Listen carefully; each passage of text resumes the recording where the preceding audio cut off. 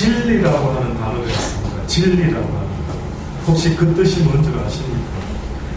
진리라고 하는 단어의 뜻은 한마디로 말하면 여기 키보드를 우리가 처음에 샀을 때 설명서가 따라 나옵니다.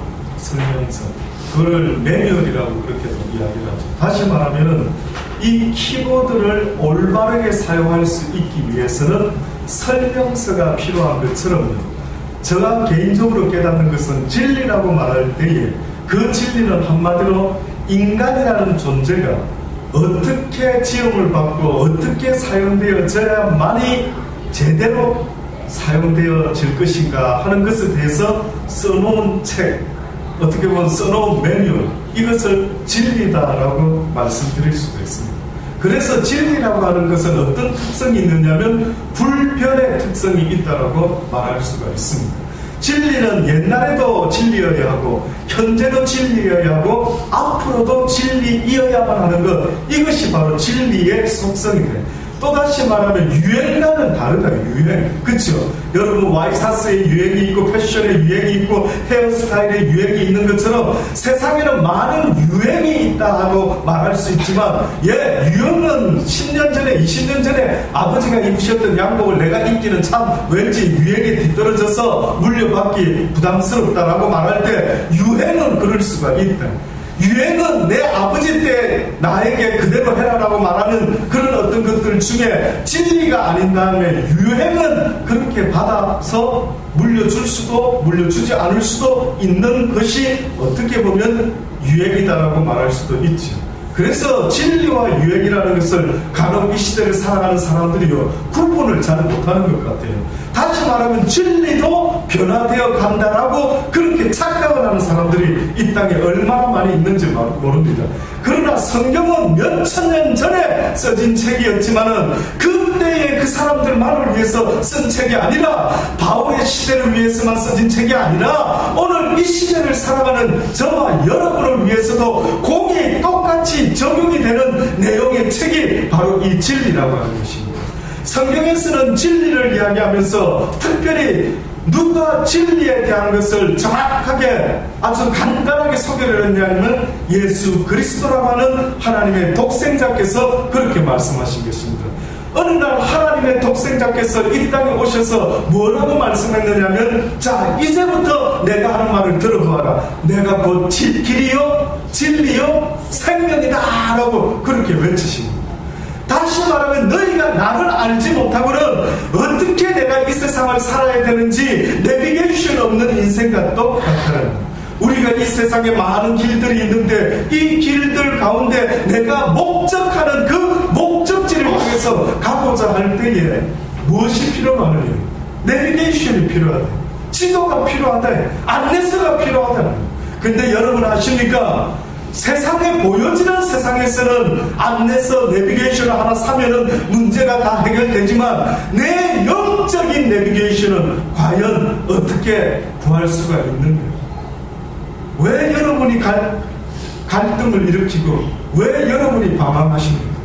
왜 여러분이 외로운 줄 아십니까? 왜 여러분이 쓸쓸한 줄 아십니까? 왜 여러분이 짜증이 나는 줄 아십니까? 왜 여러분이 화가 나는 줄 아십니까?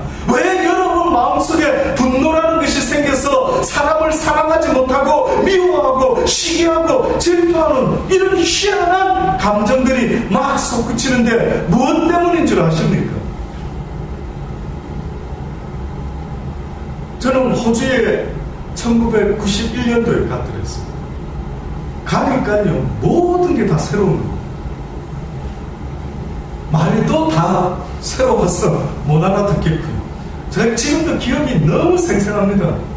뭘 가구를 하나 배달시켜 놓고요. 제가 그 아저씨가 언제쯤 온다라는 소리를 알아듣고 아 오늘쯤 오겠구나 기다리면서요 얼마나 생각을 많이 했는지 모릅니다. 무슨 생각했는 줄 아십니까? 오면 그 아저씨하고 무슨 이야기를 해야 되지? 뭐라고 혹시 물어볼까? 제발 안 물어봤으면 좋겠다. 그냥 가구만 갖다주고 그냥 갔으면 좋겠는데 혹시나 뭘 물어보고 대화할 때 내가 무슨 말을 어떻게 뭐 해야 될지 이런 생각이 생각 때문에 그 가구가 배달되는 날에요, 얼마나 혼자서 정정건강했는지 모릅니다. 모든 게 낯설더라. 사람들도 왜 그렇게 까만 머리만 보다 가니까 왜 그렇게 컬러풀한지, 꼭 흑백 텔레비 보다가 그 나라 가보니까요, 컬러 텔레비 보듯이 왜 사람들이 그렇게 다양한지 여러분 안 가보신 분은 모를 겁니다. 한번 가보시면은요, 생김새도 다양하고 머리 색깔도 다양하고 옷 입은 것도 보면 봄에도 겨울 옷 입은 사람, 겨울에도 여름 옷 입은 사람 가보십시오. 그게 반바지, 우리 아이들이 여기 한 번씩 왔을 때 여러분 놀라셨죠? 한겨울에 와가지고 반팔 입고 나와가지고 다니는 거 보면 깜짝깜짝 놀라지 않습니까? 그 나라의 사람들이요 그렇게 다니고 있더라고요. 그래서 처음에 제가 갔을 때 마음속에 어머나 이거 뭐 전부 다 낯설고 어디를 찾으러 가려고 하면은 동서남북을 모르는 겁니다. 그래서 제가 그때에 가장 먼저 구입한 것이 있다면은 처음에 차가 없을 때는 열차 시간표, 또 열차 노선에 대한 거, 이걸 첫 번째로 구입을 했습니다. 맞습니까? 그거 없이는 학원도 못 찾아가겠고 아무 데로 갈 수가 없는 겁니다. 그래서 열심히 익히고 나는 3번 노선을 타고 어디로 가서 학원을 가야 되겠구나, 이런 거 갔다 올 때마다 내가 여기 갔다 왔었지, 계속 익히기 시작했습니다. 차가 생기고 나서 산 것이 있다면 지도책이었습니다. 호주 지도책은요 아주 큰 사이즈로 이렇게 볼 수 있도록 되어 있습니다. 요 옆으로 가면 그 다음 페이지에 가면 그 다음 지도 길이 이어져 있고요. 사람들이 그러더라고요. 전도사님, 그때 전도사 때 꼭 이 지도는 필수입니다. 꼭 사셔야 됩니다. 차가 생기면은 이 지도책이 좋습니다. 딴 거 사지 말고 요 사이즈 요걸 사십시오. 금년에 주더라고요. 그래서 그 다음부터 그 지도책을 가지고 누군가와 어떤 길을 나설 때면은요 항상 지도를 먼저 딱 펴고 그 다음에 목적지가 어디지, 그리고 내가 지금 있는 곳이 어디지 정확히 파악해가지고 내가 가야 될 곳을 향해서 지도를 보면서 달려갑니다. 그런데 가다가 나중에 제가 결혼해서 저희 집사람하고 이제 길을 갈 때 되면 사모라면 거의 사모는 지도를 보는 담당이고 저는 운전을 처음에 제가 먼저 했기 때문에 운전을 제가 담당했습니다. 근데 여러분 아십니까? 운전하는 저 입장에서요 길을 가다가 사모가 제대로 안내를 못하고 엉뚱한 대로 안내를 하면 너무 속상한 거예요. 본인은 이야기하더라고요. 그렇게 빨리 어디로 가면 나도 처음 길인데 어디로 가는지 내가 어떻게 하느냐 뭐 그러면서 오히려 막 그렇게 급하게 물어보는 경우가 있는데 미리 빨리빨리 말을 해야지 뭐 급하고 안 급하고가 뭐가 있느냐, 미리 딱 보고 지도를 보는 사람은 보고 나는 운전을 봐 이렇게 안전사고 안전하게 사고 없이 운전을 하고 있으면 지도라도 잘 봐야 될 거 아니야. 운전도 못하면서 지도도 못 보면은 그거 어디다 써먹을 수 있겠어 이러면서 열이 나는 겁니다. 이상하죠. 운전을 하는데 신기하게도 길을 헤매면 열이 나고 짜증이 나더라고요. 제가 지금도 생생합니다. 처음에 차를 사가지고 누구를 픽업해가지고 교회를 갔는데요, 주일날. 전도사니까 차 사셨습니까? 예, 차를. 그러면 꼭 오시는 길에 누구 좀 데리고 이렇게 교회 오시면 되겠습니다. 한번 해보죠. 근데 그날요 교회를 못 갔어요. 제가 태어나가지고 길을 잃어버려서 교회를 못 간 건 부끄러운 이야기지만 호주에 갔던 1991년도에 그런 일이 생겼어요.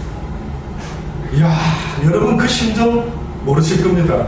한국만 돼도 어디 가서 물어보겠는데 처음에 영어도 굉장히 아직도 부담스러운데 그 나라에서요 길까지 잃어먹게 되니까요, 나이나 적은 사람이 아니고 이제 나이가 그래도 장가도 가야 될 나이의 사람이 길을 잃어버렸다 생각하니까 막 머릿속에서 막 온갖 생각이 답답함이 들어. 이건 내가 이거 물어봐야 돼. 뭐라고 물어보지?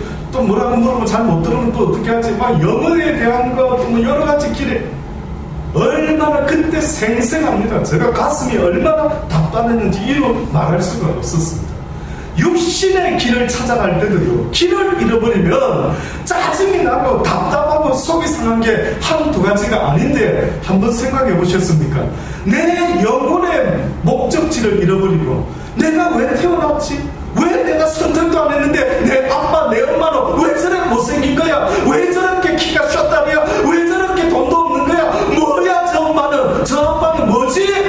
이런 것들이 시작되면서부터요, 뭐 하나부터 열까지가 도대체 내가 왜 이 땅에 태어나서 지금 뭐 때문에 이렇게 살아가고 있는지, 내 영혼이 꼭 어느 날 내가 호주로 가가지고 어머 여기서 어떻게 사는 거야, 저건 뭐지, 어디로 가야 되지 하는 것처럼 어느 날 내가 이 땅에 태어나서 살아보니까요, 어느 날 내 영혼이 갈등을 일으키기 시작하는 거예요.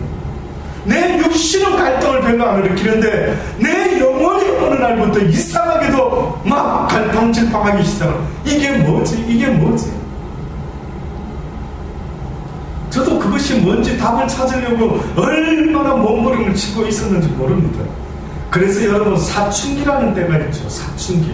그건 무슨 의미인 줄 아십니까? 제가 개인적으로 성경을 보다가 깨달은 것인데요, 사춘기라고 하는 것은 하나님이 우리에게 심겨준 영적인 본능의 타임인데, 다시 한마디로 말하면 그때 비로소 인간은 내가 육적인 존재가 아니라 영적인 존재이구나 라는 것을 조금씩 인식하면서, 그러면 왜 바람에 의해서 저 낙엽은 떨어지는 거야? 뭐 이러면서 우리 흔히 말하는 센치멘탈, 육적으로는 도무지 생각할 수 없는 희한한 생각을 하면서 고민에 빠지는 시기가 있다. 그래서 질풍노도의 시기니 뭐니 말하고 있지만 그거는 그런 게 아닙니다. 왜 그대들이 그런 생각을 하기 시작하느냐 하면 영적인 길을 찾지 못하니까요, 아이들이 막 화를 내기 시작하는 겁니다. 그래서 사춘기라는 시간이 어떤 사람에게는 10대 때도 오지만 어떤 사람은 20대 때도 옵니다. 어떤 사람은 보니까 30대에도 오더라고요. 어떤 사람은 40대, 50대, 어떤 사람은 거의 다 살고 나서 막 얼마 안 남았는데 60대, 70대도 사춘기가 일어나는 사람이 있어요. 내 인생 이거 이때까지 내가 어떻게 살아온 거지? 내가 잘못 산 거 아니야? 이러면서 5, 60 살고 나서 그때서야 인생의 의미가 뭔가를 고민하는 사람도 저는 봤습니다. 성경은 우리에게 예수 그리스도가 곧 길이요 진리요 생명이다라고 합니다. 그 말씀은 곧 너의 영혼이 왜 이 땅에서 육을 입고 살아가게 되었는지에 대한 그 매뉴얼을 알지 못하는 수많은 인생들이요, 지금도 방황하며 그저 먹을 것 입을 것만 있으면 내가 만족하는 존재인 줄로 착각하고 나라는 존재조차도 알지 못하고 살아가는 이 수많은 눈먼 어둠의 시대를 사는 자들, 그런 면에서 소크라테스는 그래도 괜찮은 것 같아요. 너 자신을 좀 알아봐. 언제 한번 네가 네 자신에 대해서 심각하게 고민해 본 적이 있느냐? 도대체 나라는 존재는 뭐지? 나는 왜 만족을 못하지? 너는 왜 외롭지? 나는 왜 이렇지? 먹을 것 입을 것 없을 때는 먹을 것 입을 것만 있으면 해피할 수 있는 줄 알았는데, 먹을 것 입을 것이 있는데도 기쁘지 않고 시집만 가고 장가만 가면 기쁠 줄 알았는데, 돈만 있으면 기쁠 줄 알았는데 계속해서 육적인 걸 쳐다보고 있는데 답이 안 나오는 겁니다. 그래서 하나님께서 지금부터 설명하십니다. 들어보시겠습니까? 태초에 스스로 존재하는 분이 계셨답니다. 그분을 성경에서는 구약의 히브리 민족들이 그 신을 갖다가 여호와, 야훼라고 그렇게 부르는 것입니다. 근데 그분 자신도 자기를 소개하기를 나는 스스로 있는 자라, I am who I am. 나는 누구의 의한 바위가 아니라 나는 내 스스로 모든 것을 시작한 전능자다. 이렇게 자신을 성경이 소개합니다. 그러시면서 그 전능자가 뭐라고 말씀하냐면, 어느 날 내가 어떤 계획을 세워가지고 이 세상을 엿새 동안 창조하였노라. 7째 되는 날은 내가 쉬었노라. 그러니 너희도 엿새 동안 열심히 일하고 1회째 되는 날은 나 여호와의 날이니 너희가 쉬면서 특별히 나에게 나오고 나와 함께 교제하며 안식의 시간을 가져라 라고 하나님이 태초에 법을 정해놓으셨습니다.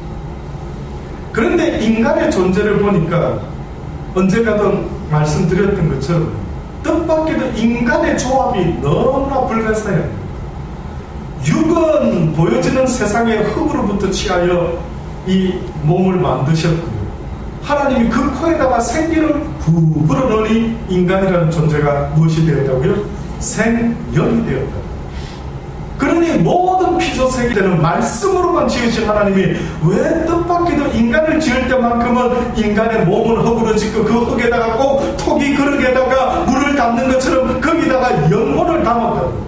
그러면서 하시는 말씀이 너희가 만약에 죽게 된다면 육은 흙으로 돌아가지만 너희의 영혼은 누구에게로 와야 된다고? 나 여호와께로 다시 돌아와야 한다. 그러시면서 하나님이 하나의 법을 정하십니다. 태초의 법은 어떻게 보면 모든 것을 누리고 다스리는 법이 있었지만 한 가지 금지법이라는 것이 있었습니다. 인류 태초의 금지법, 그게 뭔지 아십니까?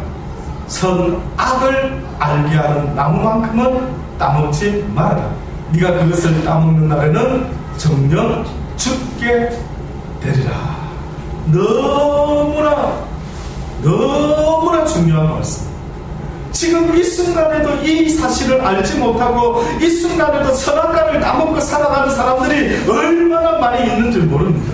아담과 하와만이 똑같은 죄를 지은 것이 아니라 그 이후로 모든 그의 육신의 자손들은요 계속해서 선악과를 따먹으며 이 세상을 살아가고 있다라고 성경이 말씀하고 있는 것입니다. 성경이 말하는 진리라는 것은 선악을 분별하는 것이 뜻밖에도 아닌 것입니다.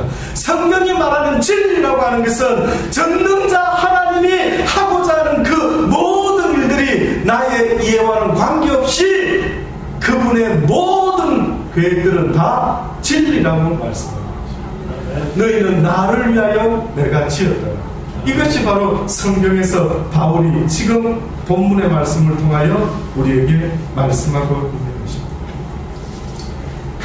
오늘 본문의 말씀에 뭐라고 말했느냐 하면요,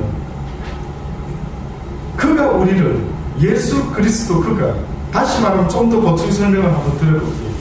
아담과 하와가 선악과를 따먹지 말았어야 되는데 선악과를 따먹으로 말미암아 선악을 아는 일 때문에 인간이라는 자들이요 얼마나 힘들게 죄의 형상을 가지고 살아가고 있는지 모릅니다.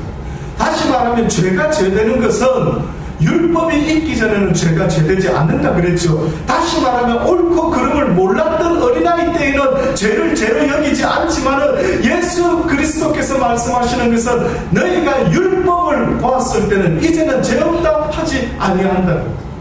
그래서 그 율법으로 인하여 모든 인간이 죄에 갇혀버림으로 말미암아 그들은 날마다 선악을 분별하면서 살아가고 있습니다. 특히 악을 악인 줄 알지만은 이 악을 이길 힘이 없는 그들의 삶의 모습은 곧 날마다 죄 가운데 스스로 정죄하며 살아가는 불쌍한 존재가 되고 마는 것입니다.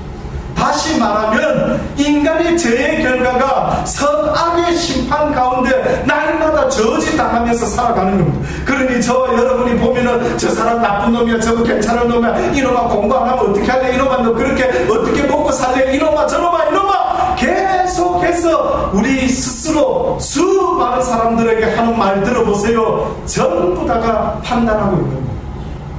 여러분 입에서 나오는 모든 이야기는 알게 모르게요 자기가 자기 스스로도 판단하고 내 엄마도 판단하고 내 아빠도 판단하고 온통 세상은 선과 악을 이야기하면서 죄 가운데 나는 죄인입니다 라는 것을 자랑하고 살아가는 자의 모습처럼 선악을 이야기하고 살아가는 이런 죄 가운데 살아가는 인생들입니다. 목사님 나 죄 안 지었는데요, 나는 아담과 같은 죄를 안 지었는데요, 아니랍니다. 아담이 선악을 아는 일에 우리와 하나가 같이 되었다라고 하는 것처럼 너희가 죄 아래 살아가는 그 증거는 지금도 너희 이웃 사람들을, 너희의 부모를 네가 판단하고 앉아있지 않아. 자, 이렇게 판단한 이 우리의 모습을 불쌍히 여기신 하나님께서 이제는 그 판단으로 너를 판단할 때 너도 또한 죄인임을 면치 못할 것이다. 그래서 어느 날 성경에 보면 묘한 스토리가 하나 나오는데 그게 뭐냐면 어느 날 예수라는 하나님의 아들을 시험하려고 바리새인들이요 어느 날 가늠한 여자를 현장에서 잡아옵니다. 현장에서 잡아와가지고 돌멩이로 그들을 이제 치도록 모세의 율법에는 그렇게 되어 있다라고 해서 그들은 신이 나가지고 자기들이 율법의 심판자이냐 율법의 준행자인 것을 잊어버리고 율법의 심판자이냐 예수한테 아마 올무를 걸려고 물어봅니다. 예수야 이 가늠한 자를 모세의 율법에서는 돌로 쳐 죽이라고 했는데 네 생각에는 어떻느냐 네 생각에. 그랬더니 예수님이 뭐라 했습니까? 너희들 가운데 죄 없는 자가 먼저 돌로 쳐라. 그럼 결국은 무슨 말입니까? 네가 남을 그렇게 정죄하면 너도 그렇게 정죄함 받는데, 네가 그를 돌멩이로 죽이면 너도 돌멩이로 죽임을 당할 수가 있대. 그래서 성경에서는 너희는 도무지 판단하지 말고 판단은 하나님의 몫이니 너희는 스스로 생각할 때 내가 과연 하나님 앞에 어떤 자인가를 먼저 너부터 돌아봐라. 다른 사람의 있는 눈에 티는 보지 말고 먼저 네 눈에 있는 들보부터 살펴봐라. 네 속에는 죄인 중에 괴수의 모습이 있을 것이다. 깨달았느냐? 그래서 이제 죄인임을 깨달은 자들이 뭐라고 고백하기 시작하냐면 오 하나님, 이 사망의 법에서 누가 나를 해방하여 줄 수 있습니까? 오라 나는 공고한 자가 내 심령의 선한 마음을 가져보고 애를 쓰면서 하나님 보시기에 착한 모습으로 살아보려고 애를 쓰는데 내 육신의 또 다른 사망의 법은 날마다 나를 사로잡아 오는 것을 보는데다 왜 내 마음먹은 대로 안 되지? 왜 내가 하나님의 말씀을 좀 안다라고 하면서 오히려 이 말씀대로 살아가지 못하는 나는 도대체가 누구지? 라고 할 정도로 바울은 몸부림을 치기 시작합니다. 그러더니만 어느 날 그가 답을 알았는지 갑자기 그가 해답을 이야기합니다. 뭐라고 말합니까? 오라 감사하도다. 나는 이제는 감사하게 되었노라. 내가 이제는 이길 수 있게 되었노라. 내가 예수 그리스도 안에서 내가 모든 것을 이길 수 있게 되었노라. 그렇게 고백을 합니다. 천하의 구원 얻을 만한 이름이 없답니다. 여러분의 그 갈등을 해소시켜줄 세상의 그 어떤 오락도, 그 어떤 쾌락도, 그 어떤 사상도 없다면, 여러분이 정말로 목숨 걸고 알아봐야 될 사상이 있다면 예수 그리스도라는 그분이 어떤 진리를 우리에게 선포하셨는지를, 그것을 알기 전까지는 이 기계가 자기 스스로 나는 어떤 용도지, 아무리 멋진 만주자가 있어도 이 기계를 다루지 못한다면 도무지 이것의 아름다운 소리를 만들 수 없는 것과 같이 내 인생의 삶의 아름다운 모습의 향기를 나타내야 되는데, 기쁨과 감사와 화목과 화평과 희락과 온유와 절제와 모든 좋은 것들이 나타나야 되는데, 내 삶 속에서는 시기와 질투와 분노와 다툼과 막 쓰레기 같은 냄새만 풍기며 살아가는 희한한 인생이 되고 말합니다. 그래서 바울이라는 이 사도가 예수 그리스도 외에는 결단코 너희가 이 세상에서 알아야 될 지식은 없다. 믿으십니까? 믿으실 수 있기를 간절히 주의 이름으로 권면드립니다. 믿어지시기를. 내가 이 세상에서 꼭 알아야 될 지식이 있다면 그것은 바로 예수 그리스도에 대한 지식입니다. 그 지식을 지금 바울이 이렇게 말하는 것입니다. 그가 우리를 흑암의 권세에서 건져내서 그의 사랑의 아들의 나라로 옮기셨으니 그 아들 안에서 우리가 구속 곧 무엇을 얻었다고요? 제3을. 결국 이 아들의 목적은요, 하나님의 목적은 인간을 아름답게 지으셨는지 모르지만 이 아들 예수의 목적이 무엇인가, 왜 이 땅에 와야만 했는가라고 보았더니만 잃어버린 영혼들, 하나님을 도무지 기억하지 못하고 이제는 하나님이 누군지도 모르고 살아가는 이 불쌍한 인간을 위해서 하나님이 친히 인간의 몸을 입고 이 땅에 오셨는데, 그분의 또 다른 이름이 바로 성경의 예수라고 하는 이름으로 이 땅에 왔다는 거예요. 그분이 오신 목적은 죄 가운데, 사망 가운데 있는 우리를 제사함 받게 하시고 우리를 어디로 옮기시려고요? 하나님의 아들의 나라로 옮기기 위함이라. 우리를 이 땅에 두기 위함이 아니라 우리를 이 땅에서 영원한 아버지의 나라로, 그 평화의 나라로, 그 생명의 나라로, 그 영생의 나라로 우리를 옮기겠다라고 약속을 하십니다. 그는 보이지 아니하시는 하나님의 형상이 모든 창조물보다 먼저 나신 자니 그가 바로 예수 그리스도. 예수 그리스도는 하나님의 형상이랍니다. 언젠가 형상의 의미를 설명을 많이 했습니다. 그러나 이 형상 속에 예수 그리스도가 하나님의 형상이라고 말할 때 이 속에는 또 다른 의미도 있습니다. 그게 뭔지 아십니까? 어떻게 보면 하나님이라는 그 스스로 존재하는 분은 어느 피조물도 볼 수 없는 존재랍니다. 우리는 보여지는 육안을 갖고 있는데 그 실은 볼 수 있는 존재가 아니고, 더더군다나 죄 있는 인생들은 그분을 볼 수도 가까이 갈 수도 없는 거룩하신 존재다. 하나님을 이야기할 때, 성경은 주님을 이야기할 때 뭐로 비유하는지 아십니까? 주께서 이 땅에 오셨을 때 요한은 뭘로 비유합니까? 그분이 어디 가운데 무엇으로 오셨다고요? 빛 가운데 오셨다고요. 어디 가운데 무엇으로 오셨다고요? 어두운 가운데 빛으로 오셨다고요. 빛 가운데 빛으로 온 게 아니에요. 어두운 가운데 주님께서 이 땅에 빛으로 왔대요. 그럼 제가 또 한번 여러분의 생각을, 진리를 깨닫는 데 도움이 되기를 바랍니다. 여러분, 태양이 있습니까? 없습니까? 있습니까? 어떻게 아십니까? 봤습니까? 보이니까. 태양 봤습니까? 태양 보면 눈 먼다 하던데, 과학자들.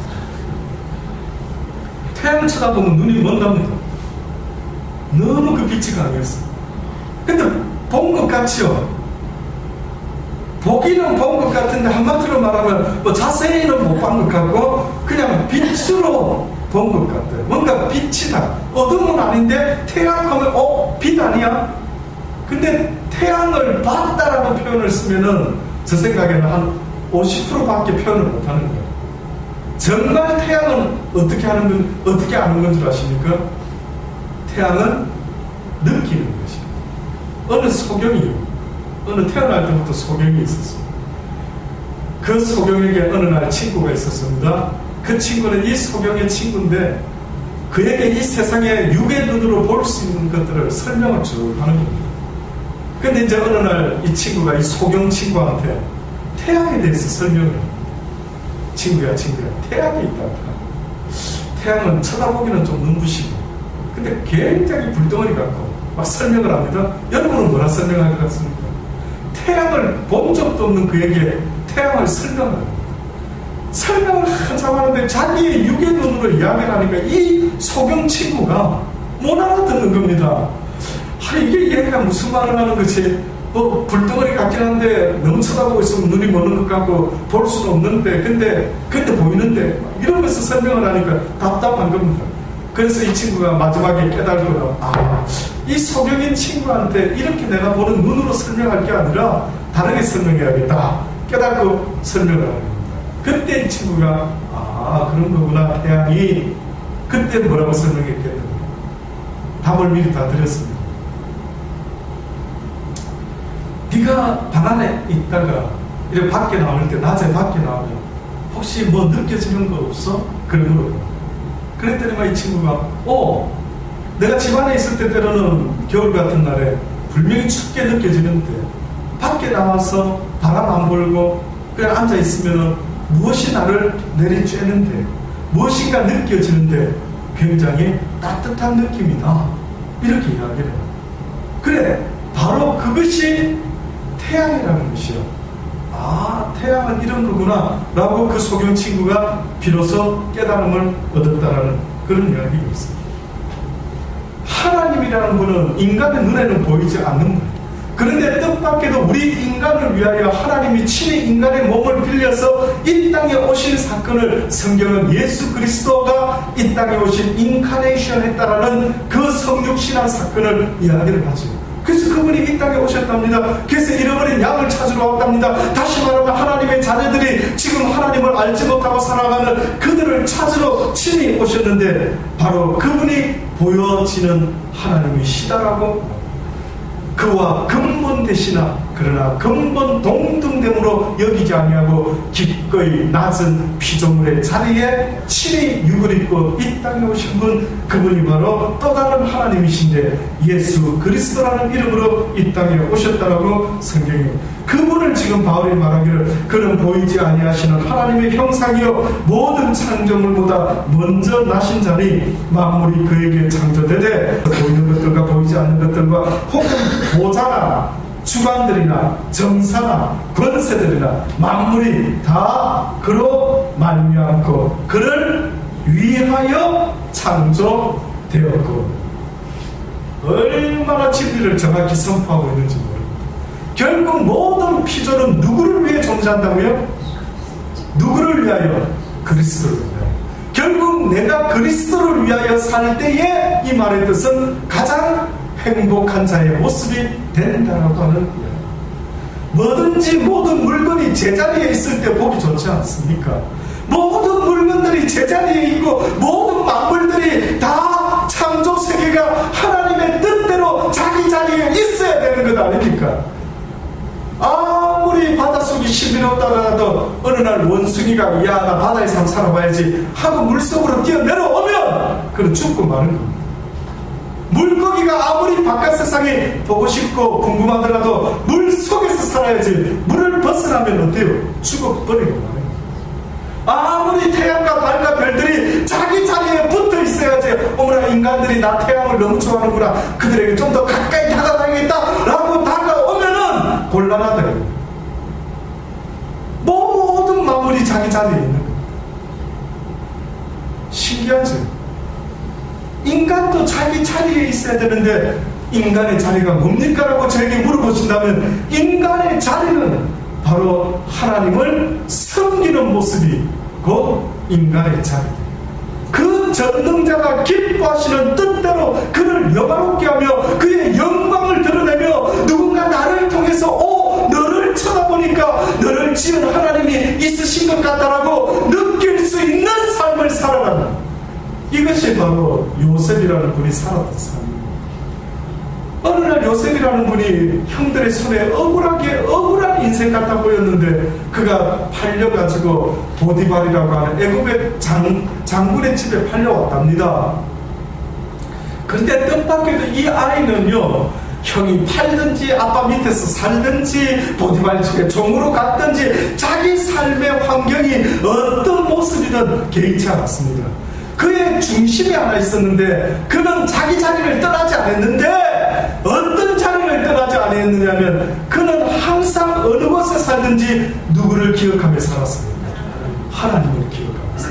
그래서 그는 항상 하나님 앞에서라는 마음으로 그가 행했던 모든 것은 사람들에게 보여주려고 살았던 삶이 아니라 하나님을 어찌하면 영화롭게 할까라는 모습으로 그는 하루를 날마다 살았던 것입니다. 근데 보디발 집에까지 잡혀와가지고 그는 그 마음을 잃지 아니하고 종으로, 보통 사람은 잡혀왔을 때 하나님을 모르는 사람들은 그런 상황이 되면 어떻게 반응하는 줄 아십니까? 형들 두고 보자. 내 기업과 성공해가지고 나를 파는 형들, 내 이놈의 형들을, 내 원수를 뻔때하게 갚아 주리라. 이것들 내가 기어코 출세하리라. 나를 무시한 것들 내 용서하지 아니하리라. 하나님을 모르는 자는 그렇게 반응하는데 하나님을 아는 요셉은 보디발 집에 잡혀왔는데도 어떻게 살았습니까?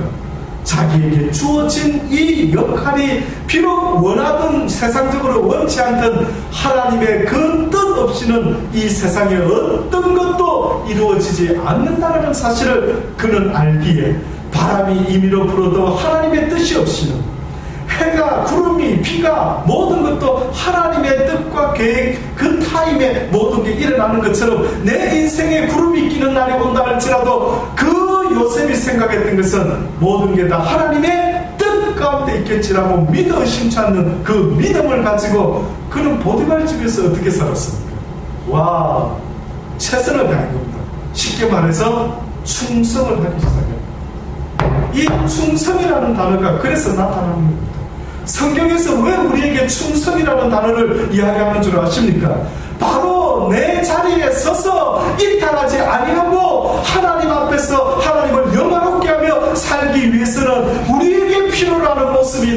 있는데 그것은 바로 충성된 자의 모습을 가지라고 하나님이 또 다르게 알려준 겁니다.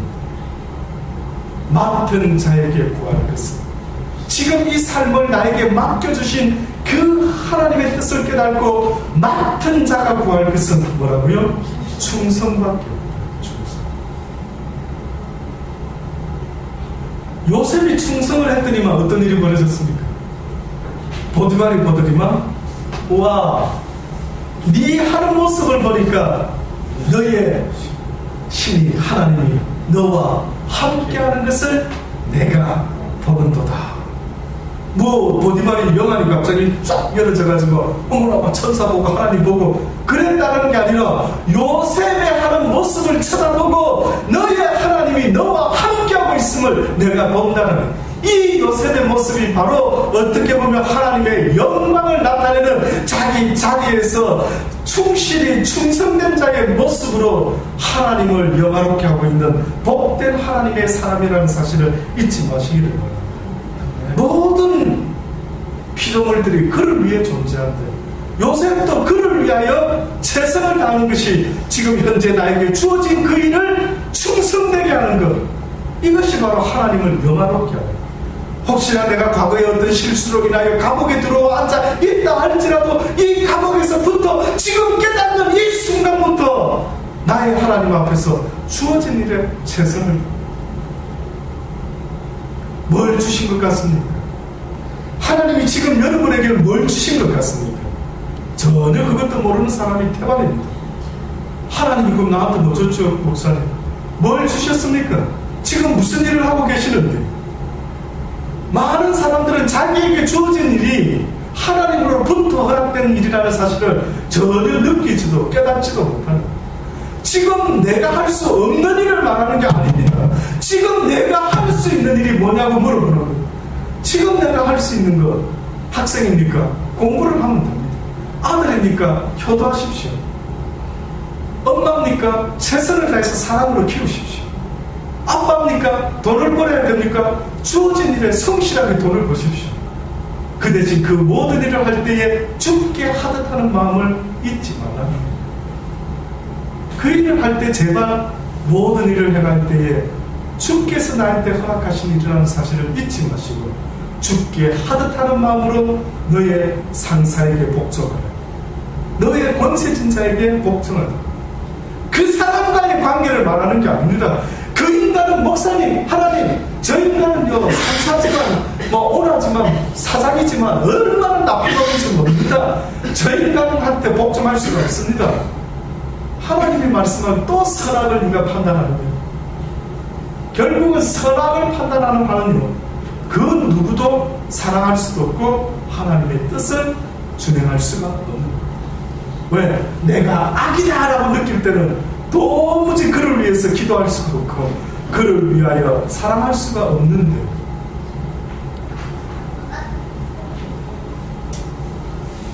이제 결론적으로요, 바울이 이어서 또 한편의 설교를 하고 있습니다. 또한 그 예수 그리스도, 그가 만물보다 먼저 계시고 만물이 그 안에 함께 섭니다. 그는 몸인 교회의 머리가, 그가 근본이고 죽은 자들 가운데서 먼저 나신 자니 이는 친히 만물의 어뜸이 되려 하십니다.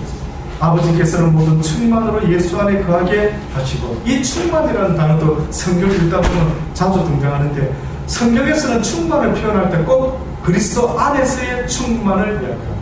그러니까 모든 만물이 만족을 얻고 막 풍성히 누리고 그냥 달랑달랑하게 뭐가 있는 게 아니라 차고 넘치도록 있을 수 있는 유일한 방법은 바로 예수 그리스도 안에 있을 때만 가능해요. 이 말은 내 영적인 심령의 복들은 세상에서는 얻을 수 없지만 내가 예수 그리스도 안에 믿는 믿음 안에 들어가 있을 때만이 세상이 줄 수 없는 그 평안을 얻게 되고 세상이 줄 수 없는 그 희락과 기쁨과 감사, 즐거움, 와우, 이런 것들이 세상 하나님 안에서 외에는 하나님 밖에, 예수 밖에서는 얻을 수가 없다는 말입니다.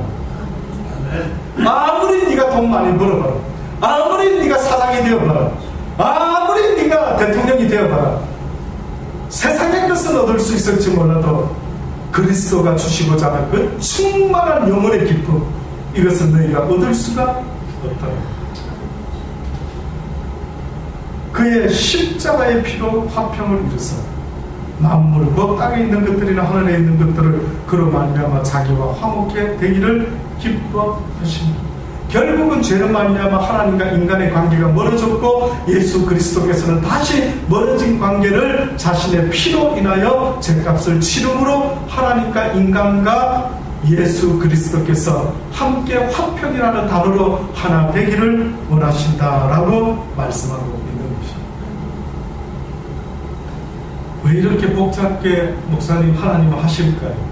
왜 이렇게 복잡게 죄를 짓도록 어떻게 보면은 꼭 그렇게 하신 건 아니라 할지라도 좀 선악과 따먹으려고 할 때 막아주셨으면 좋을 건데 왜 이렇게 복잡하게 하실까요? 아십니까 여러분? 참다운 인생의 승리라고 말하는 것은 내 인생의 고통이나 고난, 죽음, 재난을 피하는 것이 아닌 것입니다.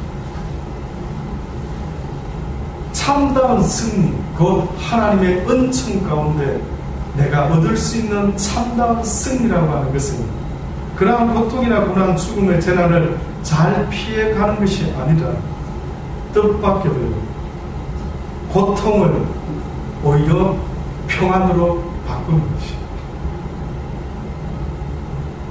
이 말이 쉬운 것 같지만 조금 어려울 것 같습니다. 참으로 하나님이 원하는 승리의 모습, 누구도 빼앗을 수 없는 고난 가운데 얻은 그 귀한 승리라는 것입니다. 그 고난과 죽음과 재난을 피해가고 없게 해주세요라고 기도하는 것이 아니라 오히려 그 모든 고난을 통해서 오히려 평안을 얻게 하시고 십자가와 죽음을 통해서 생명으로 나아갈 수 있게 해 주시옵소서 라고 고백합니다. 그리고 또한 재난이라는 것을 행복이라는 것으로 바꿔내는 일, 이것이 바로 하나님이 우리에게 요구하는 것입니다. 고난이 있느냐? 고난이 없어져서 행복한 것은 행복이 아니랍니다. 이걸 어떻게 설명하면 좋습니까?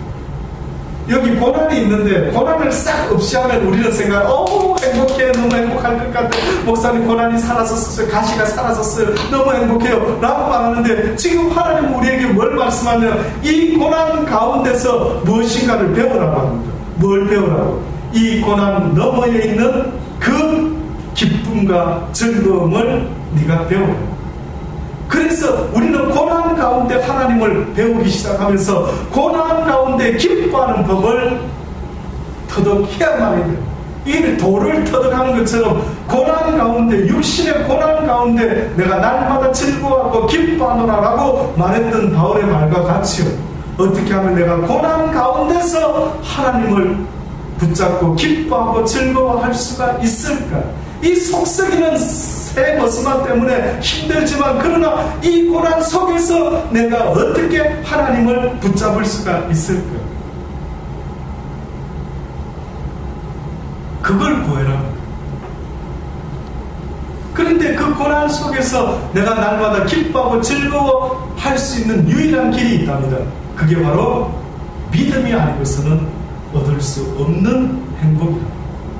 네가 나를 믿을 때, 다시 말하면 이 고난보다도 하나님이 나를 도울 것이며 나를 지킬 것이며 나를 시험에 들지 않게 하실 것이며 영원한 하나님의 나라로 나를 인도하여 주실 줄을 믿습니다라고 하는 그 믿음만이 이 고난을 이길 수 있는 유일한 길이 되는데, 하나님이 우리에게 주고자 하는 것은 바로 그 고난 가운데 그것을 얻게 하기를 원한다.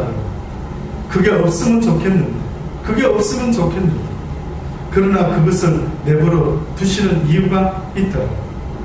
그것은 바로 우리 인간이 단맛을 이야기할 때 쓴맛을 보지 않고서는 단맛의 참 의미를 깨닫지 못하는 것과 똑같은 것입니다. 우리가 어두움을 알지 못하면 빛이 어떤 존재라는 걸 정확히 깨닫기가 힘이 어려운 것입니다. 영원한 하나님의 나라라는 영생이라는 것을 도무지 이해가 안 됩니다. 거기는 눈물도 없고 슬픔도 없고 걱정도 없고 고난도 없다라고 말하는데 도무지 이해되지 않는 것입니다.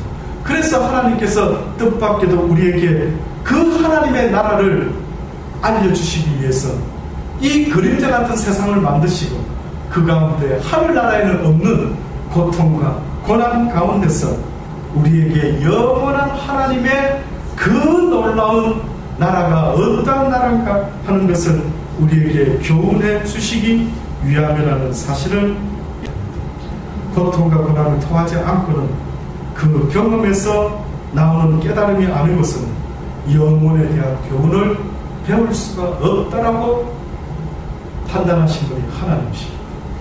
그래서 우리에게 너희가 나를 따라오려거든 너를 부인하고 너의 십자가를 지고 너희가 하나님의 신령한 것을 받되 고난을 겸해서 받을 수밖에 없다라고.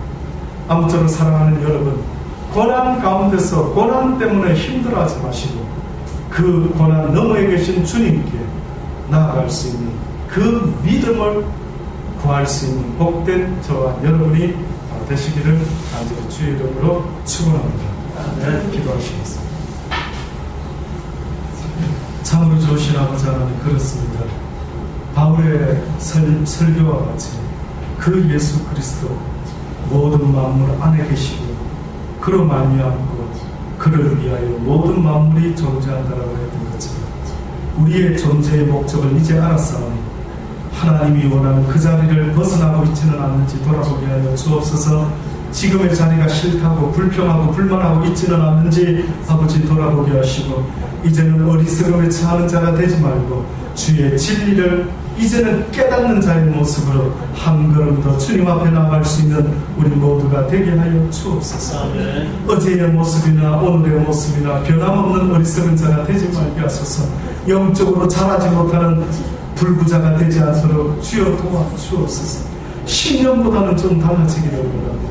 5년 전보다는 내 모습이 주님 앞에 더욱더 가까이 간 모습이 되기를 원합니다. 그때 하는 그 지식이나 지금 하는 그 지식이나 그 진리의 지식이 전혀 나를 자유케 하지 못하고 늘 목마르고 늘 외롭고 늘 어둠 가운데 몸부림치고 있는 그러한 우리 자신이라 한다면 다시 한번 이 시간이 크게 깨달음을 얻는 복된 시간이 되어지기를 아버지 간절히 바라고 합니다. 주여 주를 알게 하소서. 주를 알게 하소서.